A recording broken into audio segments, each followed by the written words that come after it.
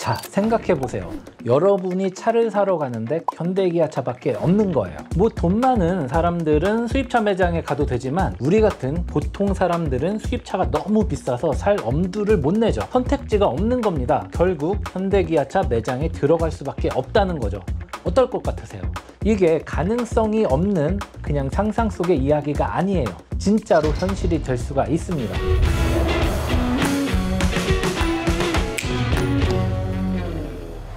여러분은 올해 제네시스를 포함한 현대기아차의 국산차 점유율이 얼마나 되는지 아세요? 70%? 80%? 아닙니다. 무려 88%에 달합니다. 한마디로 지난 1, 3월에 판매된 국산차 10대 중 거의 9대가 현대차 그룹의 제품이라는 건데요. 엄청난 숫자가 아닐 수 없습니다. 놀랍죠? 저도 이 정도까지 올라간 줄은 미처 몰랐습니다. 그래서 이게 잘못됐냐? 그건 아닙니다. 정정당당한 경쟁에서 소비자의 선택을 받은 것이니 오히려 현대기아차가 잘한 것이라고 볼 수도 있겠네요. 그러나 이게 좋냐? 라고 물어본다라고 하면은 저는 단호하게 아니요 라고 답할 수 있을 겁니다. 90%에 육박하는 그런 독점 구조에서는 경쟁 자체가 아예 사라질 수밖에 없기 때문이죠. 학교에서 배웠죠? 독과점은 소비자에게 좋지 않다고요. 고인물은 썩기 마련이고 우리가 예상할 수 있는 또는 예상할 수 없는 여러 가지 폐해가 생겨날 수 있습니다. 가격이든 제품력이든 AS든 소비자가 아니라 현대기아차가 원하는 방향으로 움직이게 될 거니까요. 물론 현대기아차가 지금 당장 여러분들에게 나쁜 짓을 한다는 건 아니에요. 요즘에 잘하고 있는 모습도 보여주고 있잖아요. 하지만 독점적인 시장 지배력을 갖게 된다라고 하면은 현대기아차의 방향성 그리고 분위기는 점점 그렇게 될 가능성이 높아진다는 거죠. 독과점 아래서 시장 주도권은 소비자에게 있는 게 아니라 어디까지나 기업에 있습니다. 그런 의미에서 지금보다 르노, 쌍용, 쉐보레가 더 많이 팔려야 된다는 건데요. 모두를 위해서 그게 더 좋을 겁니다. 실제로도 그랬고요. 르노, 쌍용, 쉐보레가 잘 팔릴 때 현대기아차가 어떻게 움직였는지 확인하면 그 사실을 아실 수 있을 겁니다. 한번 살펴볼까요? 나름 재밌는데요. 2016년으로 한번 돌아가 보겠습니다. 그때는 제가 생각하기에 가장 현실적이면서도 가장 이상적인 그런 경쟁 상황이었는데요. 조금 전에 제가 올해 현대기아차의 국산차 점유율이 얼마라고 그랬죠? 맞습니다. 무려 88%예요. 그런데 5년 전인 2016년도에는 75%였단 말이에요. 지금보다 13%가량이나 낮은 수준이었습니다.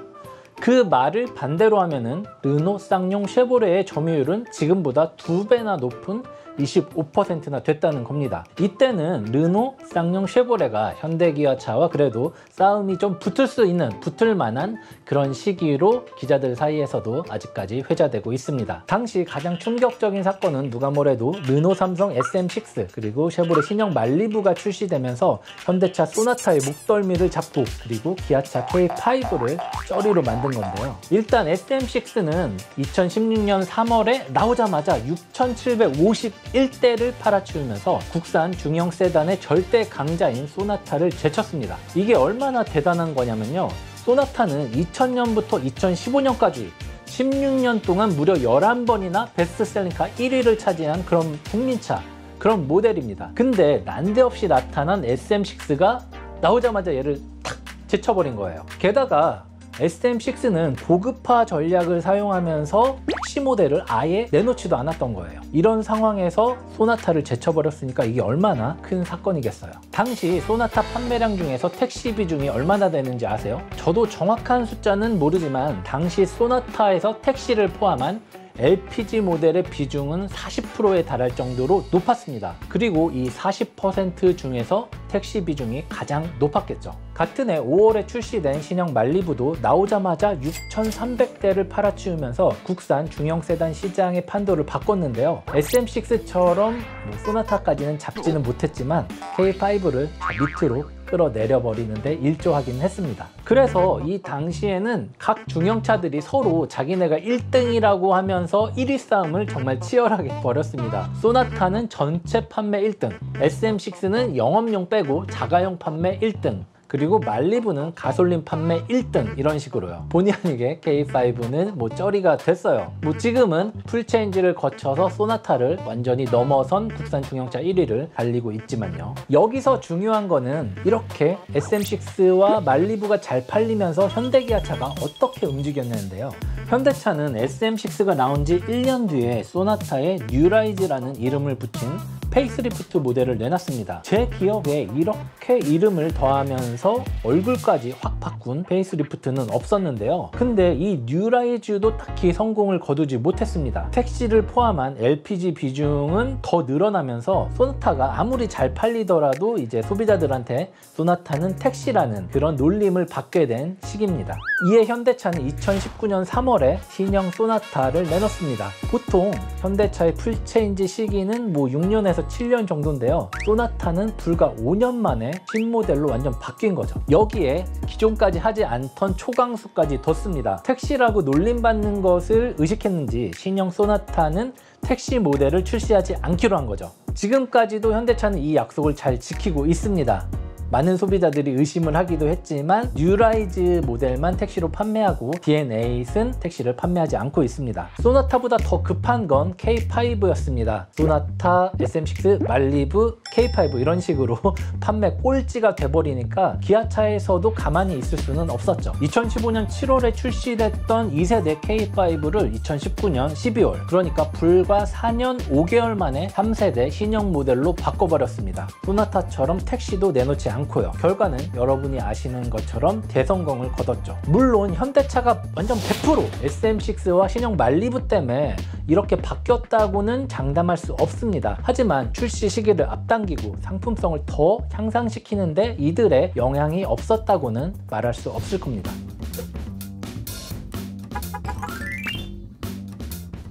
경차 시장에서도 쉐보레 스파크가 기아 모닝을 자극했습니다. 모닝에 늘 밀리던 스파크는 2015년 8월에 신형 모델을 내놨는데요. 새로운 스파크는 안전한 경차를 키워드로 내세우고 고장력 강판 비중을 동급 최고 수준인 73%로 올리고 비필러 강성을 높여서 측면 충돌 안전성을 강화했습니다. 여기에 후측방 경고 시스템, 전방 충돌 경고 시스템 등 능동형 안전사양과 6개의 에어백 시스템을 적용하면서 경차의 안전성에 불안해하던 소비자들의 그런 의심을 불식시켰죠. 덕분에 판매량도 슬금슬금 늘어나면서 모닝을 따라잡기 시작했습니다. 비록 33대 차이였지만 출시하자마자 모닝을 앞지르면서 전체적인 격차를 줄여나갔습니다. 모닝이 바짝 긴장할 수밖에 없었죠. 할인 전쟁이 시작됐습니다. 신형 스파크는 나오자마자 경차 시장의 주도권을 모닝에게서 뺏어오기 위해 풀체인지를 1년 남긴 모닝은 스파크에게 주도권을 빼앗기지 않기 위해 파격적인 프로모션을 진행한 것이죠. 100만원씩 할인해주는 건 기본이고 장기 및 저리 할부, 김치냉장고와 무풍 에어컨 경품까지 제공하면서 이들은 치열하게 경쟁을 했는데요. 아마 경차를 구매한 소비자들에게는 가장 행복한 시간이 이때가 아니었을까 싶네요. 결과는 어떻게 됐을까요? 스파크가 이겼습니다. 스파크는 2016년도에 78,000대를 팔아치우면서 75,000대에 그친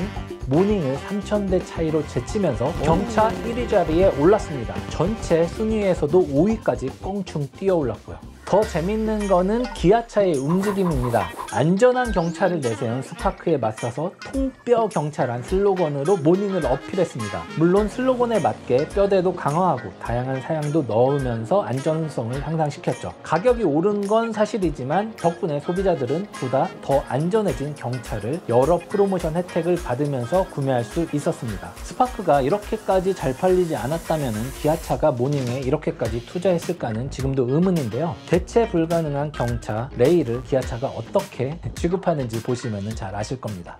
근데 레이는 언제 풀체인지 되려나? 2015년도에 나온 쌍용차 티볼리는 2016년도에도 그 기세를 이어나갔는데요. 가솔린과 디젤, 전륜과 사륜, 숏바디와 롱바디 등 다양한 라인업을 내세워서 현대기아차가 진출하지 않았던 소형 SUV 시장을 키워나갔습니다. 현대기아차는 이 시장에 그렇게 큰 신경을 쓰지는 않았을 겁니다. 쉐보레 트랙스가 야심차게 나왔지만 진짜 가벼운 미풍에 그쳤고, 르노 삼성 QM3가 인기를 모았지만 스페인 수입이라 물량이 넉넉하지 않았습니다. 티볼리가 쉐보레가 잘 팔렸을 때도 잘 팔리면 얼마나 잘 팔렸겠어 라고 생각하면서 그냥 넘기려고 했을 것 같아요. 사실 저도 그랬어요. 저 가격에 저 차를 살 바에는 차라리 한 등급 높은 투싼이나 스포티지를 사는 게 더 좋지 않겠냐고요. 사실 소형 SUV 고급 모델을 살 가격이면은 투싼하고 스포티지한 중간 트림 정도는 살 수 있었거든요. 우리나라 소비자들 특히나 큰 차 좋아하잖아요. 그런데 티볼리의 위력은 쉽게 잦아들지 않았습니다. 월 4,000에서 5,000대씩 꾸준히 판매되면서 투싼과 스포티지뿐 아니라 경차, 소형차, 준중형차 소비층까지 뺏어갔습니다. 실제로 티볼리는 2015년도에 45,201대가 팔렸는데요. 다음 해인 2016년도에는 56,935대로 크게 늘어났습니다. 티볼리가 예상 밖으로 잘 팔리자 현대기아차가 어떻게 할게요? 소형차인 엑센트와 프라이드, 어차피 안 팔릴 거 그냥 아예 단종시키고 소형 SUV 폭탄을 줄줄이 비엔나처럼 준비합니다. 2017년에 코나와 스토닉을 내놓더니 여기에 만족하지 않고 2019년에는 베뉴와 셀토스를 출시합니다. 사실 코나와 스토닉으로는 트랙스와 QM3, 티볼리를 잡기가 어려웠거든요. 아시다시피 베뉴와 셀토스가 나온 다음에 르노 삼성이 XM3를, 쉐보레는 트레일블레이저를 추가하면서 총 7종, 8종, 9종의 엄청나게 많은 소형 SUV가 이제 경쟁하는 그런 시장이 되어버린 겁니다. 일부에서는 현대기아차가 너무 골목 상권까지 침범하는 게 아니냐라는 비판을 하기도 했어요. 근데 소비자 입장에서는 선택지 늘어나고 경쟁하면서 상품성 좋아지고 프로모션 늘어나고 나쁠 게 전혀 없어 보입니다.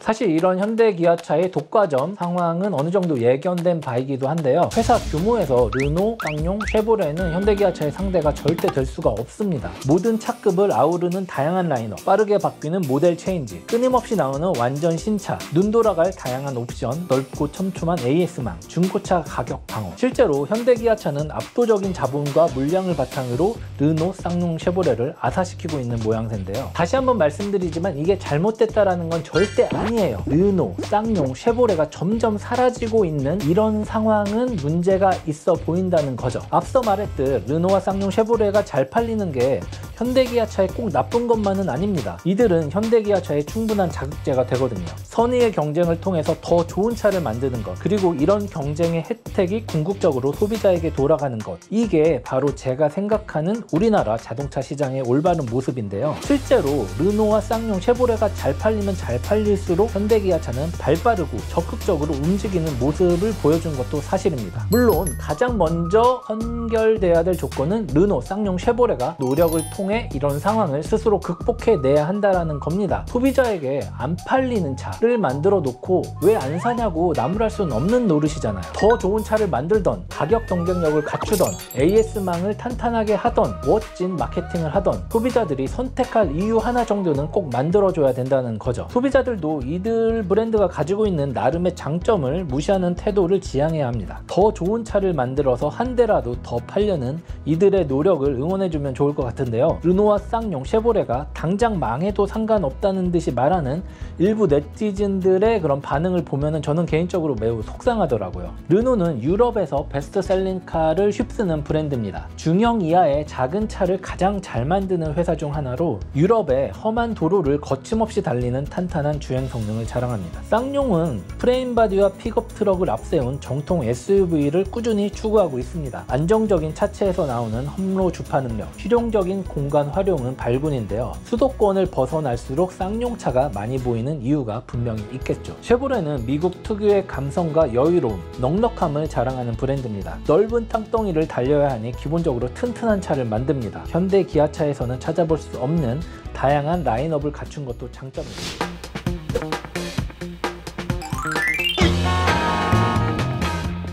현대차 그룹이 독점하고 있는 국내 자동차 시장은 유용합니다. 당장 현대차, 기아차, 제네시스를 사지 말고 르노, 삼성, 쌍용, 쉐보레를 사라는 건 아니에요. 그래도 응원 정도는 해줄 수 있잖아요. 르노, 삼성, 쌍용, 쉐보레가 언더독으로서 언제든지 현대기아차를 위협할 수 있는 게 궁극적으로 우리나라 자동차 시장과 소비자들에게 이익이 된다는 사실을 절대 잊어서는 안 되겠습니다.